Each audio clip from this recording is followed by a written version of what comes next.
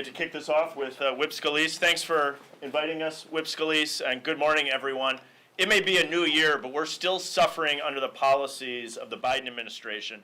And you saw the terrible jobs report come out last week, below expectations. Some people are calling for us to lower our expectations. I, for one, refuse to lower my expectations for the United States of America. Friday's job report, again, failed to meet expectations. The percentage of Americans working in the workforce is the lowest it's been since the Carter administration. We need to work to get workers back to work. And at the same time, we're seeing prices rise and wages not keep up with inflation. That means for every paycheck Americans are getting, they can buy less goods. We're seeing these price rises, and it's functioning like a tax on all Americans. You can go to the grocery store, and you see prices go up. You go to fill up your pump at the gas station, prices are going up.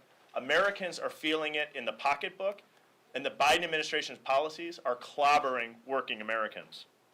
We need to change course in America. We need to change course soon. Congress in this administration needs to change course. We should be working on getting workers back to work and promoting policies that will actually turn around a historically poorly performing economy. My work on the Select Committee on the Economy, we're going to be focusing on just that, to make sure that all Americans have an opportunity to succeed. And I'm proud to be here with my colleagues today and look forward to continuing to promote conservative solutions that are the answers to the challenges we see today. Let me pass now to my colleague, Lisa McClain. Thank you. Thank you. And thank you all for being here. I appreciate it. As a mother of 4 children, education is one of the most critical things and gifts that we can give our children. And right now, our children are suffering because we need to get our children back in school. School, if you think about it, is a place for education. That's an obvious one. But it's a sense of community. It's for learning. It's for growth. And the mental health of our children and what we are doing to our children by not allowing them to go back to in-person learning is devastating to our children, their mental health, and I'm going to argue to their future. We must put the power back into the parents' hands, not the teachers' union. I, as a parent, believe I know what's best for my child better than the teachers' union does.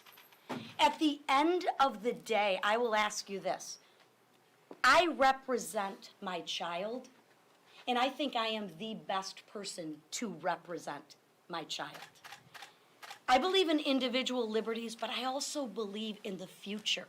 And our children are our future. We must get them back into school for the obvious reasons, of course, of learning and education and growth, but also the sense of community. And their mental health is suffering. We need to get our children back into schools. Give the parents a little truth, transparency, consistency. Provide the parents with the facts, the science, not the political science, but the science. Put the power back in the parents' hands. Empower the parents, not the teachers' union. And let's stand up for our children. And with that, I thank you, and I turn it over to my colleague from Iowa, Mariannette Miller-Meeks. Well, thank you all for being here, and I thank my colleagues. And we're here really to discuss the failure and the lack of leadership coming from the Biden administration. Over the past year, this administration has failed to deliver on their promise to shut down the virus. Instead, they've continued to politicize the pandemic and fearmonger. They have threatened the jobs of hardworking Americans, including our military, with a mandate that has been struck down or blocked by multiple courts across the country. They have threatened to shut down businesses, even though Main Street has already suffered enough and faced the challenges of an ongoing supply chain crisis. They only pay lip service to in-person learning, appropriating funds to make schools safer, and still have threatened to return to virtual learning because of breakthrough cases, which is already causing irreversible damage to the mental, physical, and emotional well-being of our students. I believe that we must do everything we can to keep America safe, our economy growing, and our schools open. We must do this by following the science and giving Americans consistent advice that does not change every other day. The CDC has flip-flopped on their guidance too many times to count. They have ignored common sense and cherry-picked the science numerous times. Recently, Dr. Walensky said that what we have all known for some time, that vaccines do not prevent the transmission of this virus. Last month, we learned that the White House thoroughly dismissed a detailed and well-researched proposal to drastically increase the availability of rapid tests, frustrating experts. In Iowa, Governor Kim Reynolds launched Test Iowa all the way back in April of 2020 to expand testing availability. In July of 2021, Test Iowa was replaced with free at-home coronavirus tests. I have been incredibly disappointed by the intense focus on vaccines as the only way out of this pandemic. I have seen no interest from this administration to take into account infection-acquired immunity, and I've seen little work to make treatments or therapeutics readily accessible to all Americans. The science shows that this vaccine is not 100% effective at preventing infection or transmission, so we must seriously begin working to help Americans with treatment options. We know that the vaccines can seriously reduce serious illness, hospitalizations, and death from breakthrough cases.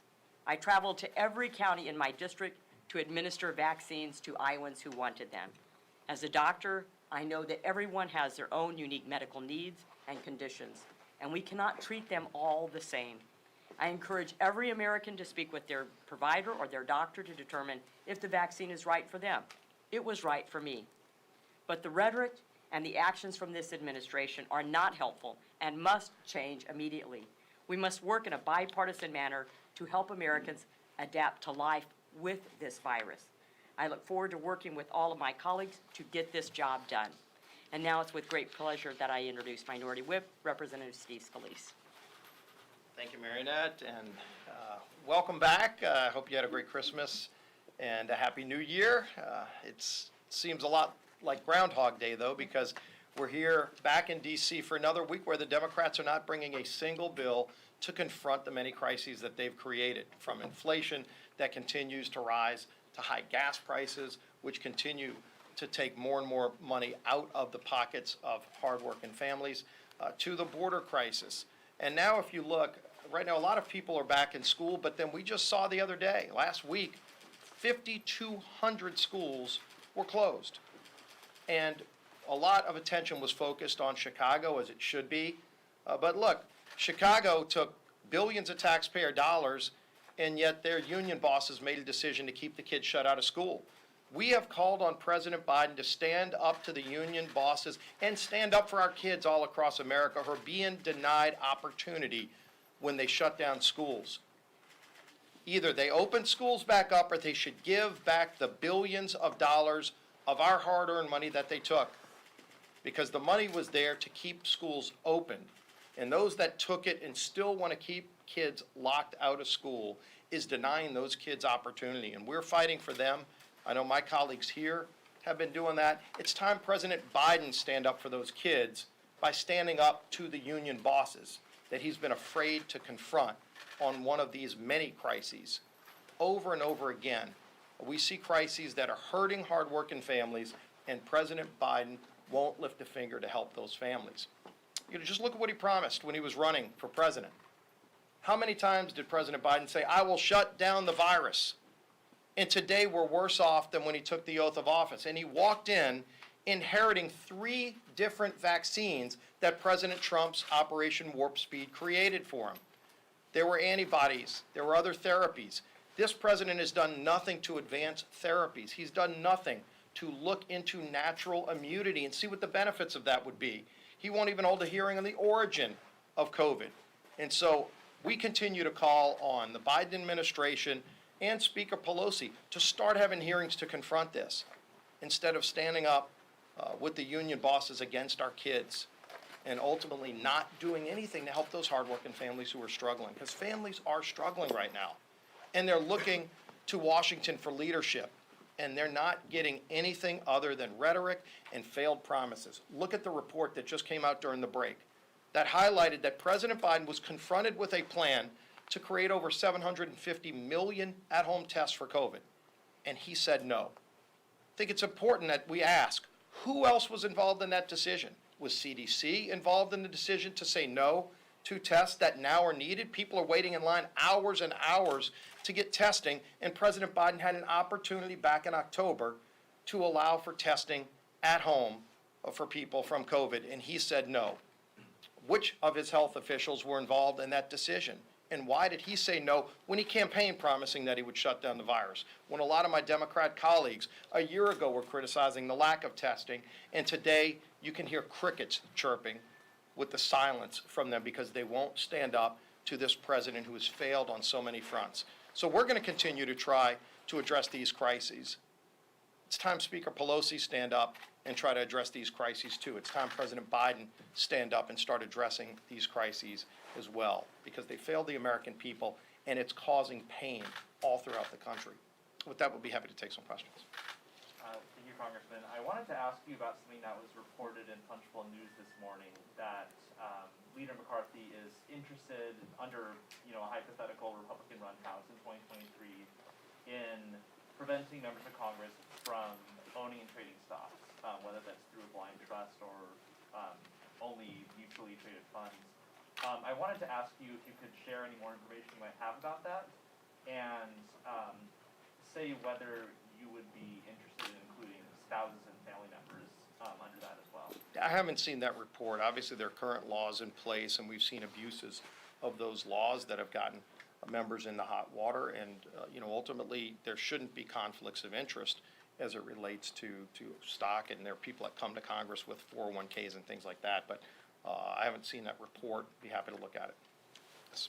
If Republicans do win the majority, what would you say are some of the top either investigative or oversight priorities for the GOP? Well, in addition to bringing legislation to the floor to confront the crises that we're facing, which is something we are already working on, a very bold conservative agenda to get inflation under control, to lower gas prices, to control our border. We also plan on doing a lot of actual oversight, real oversight, robust accountability for the Biden administration that's not being done. I know Jamie Comer and his committee will be very active, but every authorizing committee has an oversight subcommittee, and they're going to be active as well, holding the administration accountable, bringing in cabinet secretaries to start getting answers to some of these questions. We can't get real data on COVID.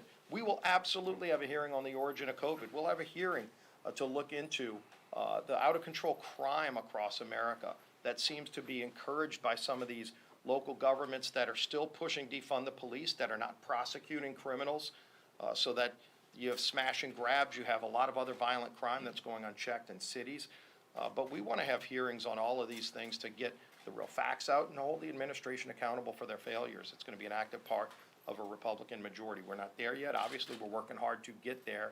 But you saw it in Virginia. You saw it in a lot of other states where people don't want big government socialism, and they want to be able to have control, as Lisa McClain said. Parents want to have control over the kids' education.